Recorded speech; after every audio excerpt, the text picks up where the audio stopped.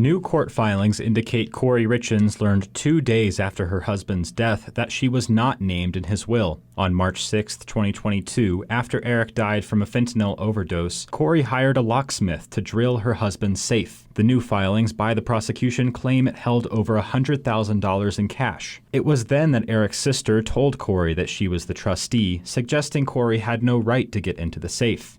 Eric made his sister, not Kouri, the beneficiary of his $500,000 personal life insurance policy without his wife's knowledge. Prosecutors say Kouri was enraged and punched her sister-in-law in response. She was subsequently charged with assault and pleaded no contest to a Class B misdemeanor. The new filings do not mention whether the assault happened during the gathering Kouri held at the family home after Eric's death, as is described in search warrants police obtained during the investigation. Later that March, Kouri sued the sister for the rights to the property she and Eric held jointly under their prenuptial agreement, but she wasn't completely left hanging financially, as prosecutors describe how she opened at least 4 separate life insurance policies totaling $1.9 million between 2015 and 2017. The new information also includes the value of Eric's life insurance policy held jointly with his business partner, $2 million. Kouri allegedly made herself the sole beneficiary of that policy 3 months before Eric's death. The insurance company alerted Eric,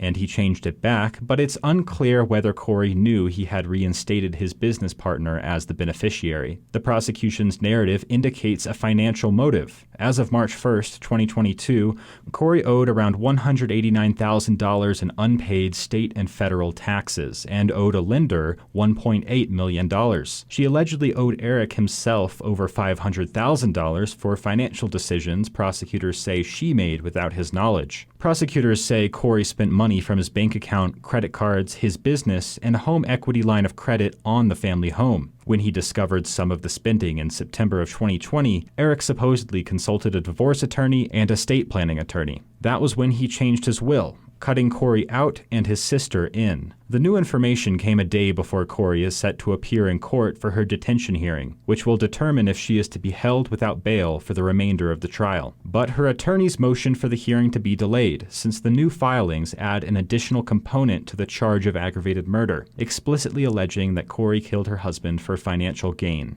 The court agreed that the defense should have more time to respond and approved the motion to delay the hearing, which is now scheduled for June 12th. Kouri's attorneys did not respond for requests for comment in time for this report, and neither did a spokesperson for Eric's family. Connor Thomas, KPCW News.